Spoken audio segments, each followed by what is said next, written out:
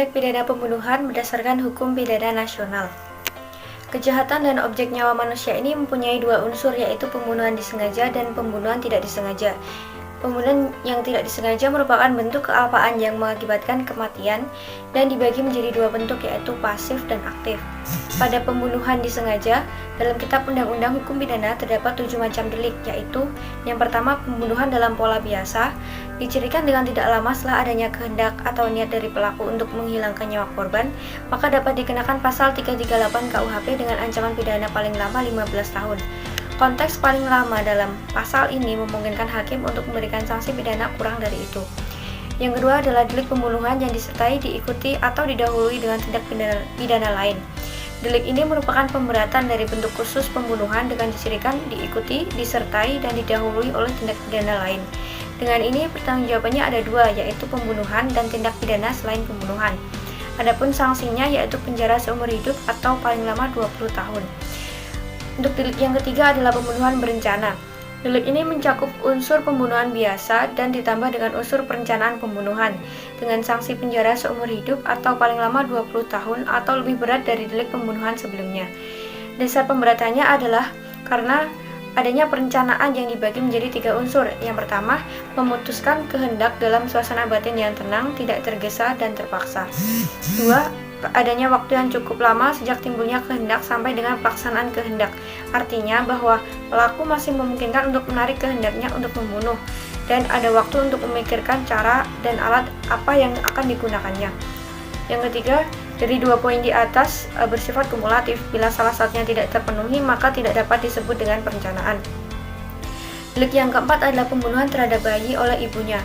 Pada pasal 341 KUHP memberikan hukuman penjara paling lama 7 tahun yang cenderung lebih rendah dari pembunuhan biasa karena unsur kondisi kejiwaan pelaku seperti perasaan takut diketahui oleh orang lain.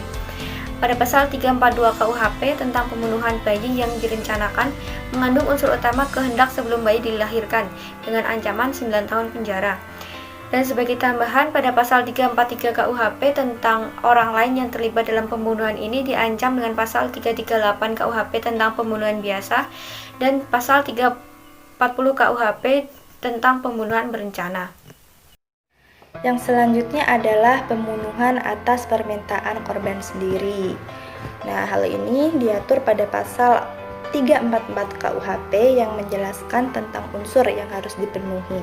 Yang pertama, dilakukan atas permintaan korban sendiri dan harus secara jelas dinyatakan dengan kesungguhan hati. Namun, bila kedua unsur ini tidak terpenuhi, maka pembunuhan ini akan masuk pada kategori pembunuhan biasa dengan ancaman penjaranya paling lama 12 tahun. Ancaman ini lebih ringan daripada pembunuhan biasa karena adanya inisiatif korban itu sendiri.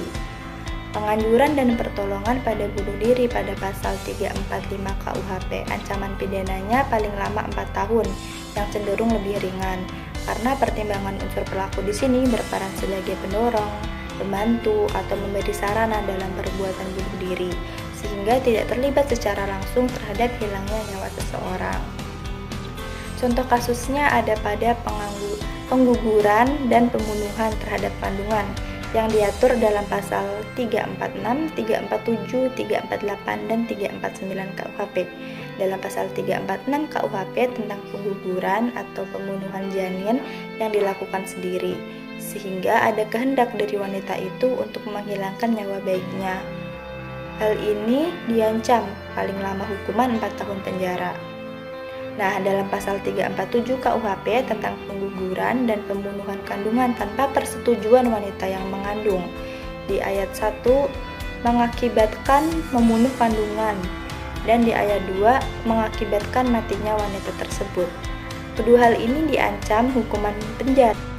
Ada pasal 348 KUHP tentang pengguguran dan pembunuhan kandungan dengan persetujuan wanita yang mengandung. Dengan unsur persetujuan ini membuat ancaman pidananya lebih ringan daripada tanpa persetujuan, yaitu paling lama 7 tahun penjara.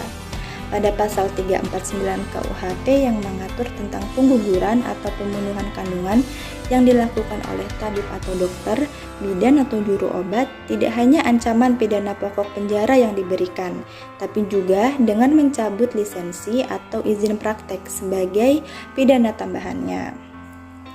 Selanjutnya, delik pembunuhan yang tidak disengaja yang diatur dalam pasal 359 KUHP. Pada pembunuhan yang tidak disengaja, pelaku tidak menghendaki timbulnya akibat berupa kematian pada seseorang. Nah, perbedaan yang mendasar dari delik pembunuhan disengaja dan tidak disengaja selain terletak pada unsur kehendak atau niatnya, juga jenis aksinya. Pada pasal 359 KUHP ini dijatuhkan hukuman kurungan paling lama 1 tahun bukan pidana penjara. Bentuk dari kealpaan dapat berupa perbuatan yang pasif maupun aktif.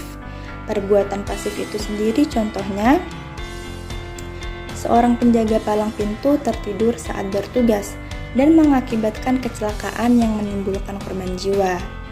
Nah, bentuk aktifnya, seseorang menebang pohon dan tidak sengaja menimpa orang lain hingga meninggal. Tindak pidana pembunuhan dalam hukum Islam. Model penyelesaian tindak pidana yang dilaksanakan oleh peradilan pidana nasional yaitu konsep pemindahan individual atau personal yang menekankan kepada perbaikan pelaku, sedangkan korban dan masyarakat diabaikan. Adapun solusi dalam peradilan Islam dan banyak masyarakat, negara, dan pelaku. Hukum pidana Islam mengenal 3 model dalam menyelesaikan tindak pidana berdasarkan dari tafsir Al-Quran surat Al-Baqarah ayat 178, yaitu qiyas, hukum yang sama dengan perbuatan yang telah dilakukannya. Oleh karenanya perbuatan berupa pembunuhan, maka pelaku akan mendapatkan sanksi pidana yang setimpal berupa dibunuh atau dihukum mati. Diat, secara bahasa yaitu denda atau ganti rugi. Secara istilah, diat merupakan sejumlah harta yang wajib diberikan kepada korban maupun keluarga korban berkaitan dengan tindak pidana pembunuhan atau penganiayaan. Maaf cuma-cuma. Menurut Amin Suma, salah satu konsep penanggung-jawaban pidana dalam fikih yang bisa diadopsi di KUHP adalah lembaga pemaafan. Dalam pidana Islam, seseorang yang melakukan pembunuhan, tapi jika pihak keluarga korban memaafkan, maka pelaku bebas sama sekali dari hukum. 3 delik pembunuhan dalam hukum pidana Islam. Delik pembunuhan disengaja. Dalam Al-Quran menggunakan kata muta'ani, berarti mengatakan bahwa kesengajaan merupakan perbuatan seseorang dengan segala hal menghilangkan nyawa orang lain, melukai maupun memberatkan. Berdasarkan Al-Baqarah ayat 178, Allah mewajibkan hukum qiyas dan pembalasan yang setimpal dalam bentuk pidana pembunuhan disengaja dan dapat diganti dengan membayar diat bila wali korban memaafkan. Besarnya tergantung kesepakatan kedua belah pihak dan harus dibayar tunai harta pelaku, namun bila pelaku lebih dari seseorang maka orang akan terkena hukum juga. Yang B, delik pembunuhan semi sengaja syibhu amdan. Terdapat 3 unsur dalam pembunuhan serupa sengaja, yaitu 1. Adanya perbuatan yang mengakibatkan kematian. Yang kedua, adanya menganiaya. Yang ketiga, adanya hubungan sebab akibat antara perbuatan pelaku dengan si kematian. Contoh, semisal terjadi pukulan yang hanya menggunakan kayu ringan dan hanya dipukul 1 atau 2 kali saja, kemudian orang tersebut meninggal, dasar hukumnya adalah ad-daru qatni yang diriwayatkan dalam sebuah hadis dari Ibnu Abbas. Menurut hukum pidana Islam, ancaman sanksi pidana pembunuhan semi sengaja adalah diat mughalladzah, yaitu diat yang diperberat. mengingat perbuatan bukanlah suatu kesalahan murni karena berfokus pada tindakan pemukulnya, bukan pada meninggalnya korban atau untuk tujuan pembunuhan. Pelaku pembunuhan semi sengaja tidak dapat dituntut sanksi kisos. Yang C, delik pembunuhan tidak sengaja khoto' mahdun. Ada 3 macam berdasarkan objek korbannya, yaitu 1.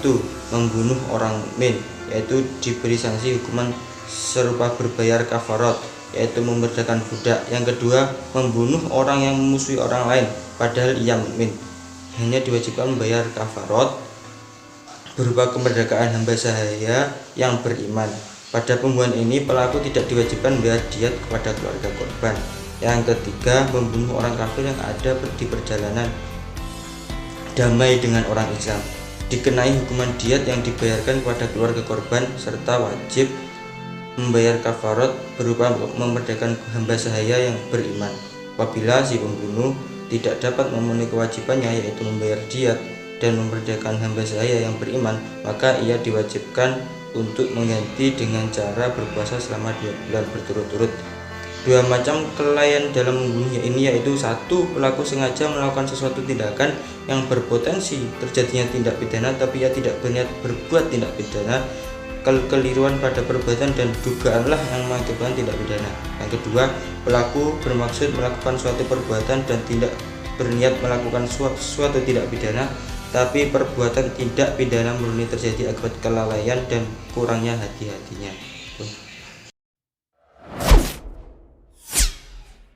Nah, dari pemaparan sebelumnya dapat kita bandingkan bagaimana sanksi tindak pidana pembunuhan dalam hukum Islam dan dalam hukum nasional. Pada pembunuhan semi sengaja tidak masuk dalam hukum pidana nasional karena hanya tercantum dalam hadis yang dinilai lemah, sebab diriwayatkan dalam beberapa bentuk yang berbeda dan saling bertentangan. Hukum pidana nasional merupakan hukum mutlak negara yang mengatur hubungan antara perorangan dengan negara, sehingga yang berhak menghukum pelaku yaitu negara tanpa campur tangan orang lain. Negara yang menentukan hukuman apa yang pantas dijatuhkan kepada pelaku tergantung berat ringannya tindakan berdasarkan bukti-bukti yang ada. Sedangkan dalam hukum pidana Islam tidak dibedakan antara hukum privat dengan hukum publik yang memungkinkan adanya campur tangan perorangan dan negara. Apabila terjadi pembunuhan, sanksi pidana dapat ditentukan oleh pihak keluarga atau ahli waris korban. Hukum pidana Islam mengenal adanya pemberian maaf secara cuma-cuma yang memungkinkan pelaku tidak mendapat sanksi pidana apapun. Sedangkan dalam hukum pidana nasional, meskipun pelaku sudah mendapat maaf dari pihak korban, proses hukumnya masih tetap berjalan sesuai aturan negara. Untuk tindak pidana pembunuhan dalam KUHP diatur sanksi berupa pidana mati atau penjara seumur hidup atau selama waktu tertentu paling lama 20 tahun. Sedangkan dalam hukum Islam dikenakan hukuman kisos atau hukuman mati, dan apabila pihak korban telah memaafkan dapat diganti dengan membayar diat berupa 100 ekor unta. Sanksi pidana pembunuhan dalam KUHP tidak terdapat hukuman yang mengharuskan memberikan ganti rugi kepada keluarga korban seperti pembayaran diat. Namun jika ditelaah lebih dalam, sebenarnya pihak yang paling dirugikan adalah keluarga korban, sebab sudah tentu keluarga korban akan merasa kehilangan salah satu anggota keluarganya yang bisa saja tulang punggung keluarga. Oleh karena itu, sanksi pidana penjara hanya memberikan keadilan dari aspek batiniah. Namun dari aspek materi, keluarga korban tidak mendapatkan balasan apapun. Pembayaran diat pada hukum Islam merupakan ganti rugi materialnya.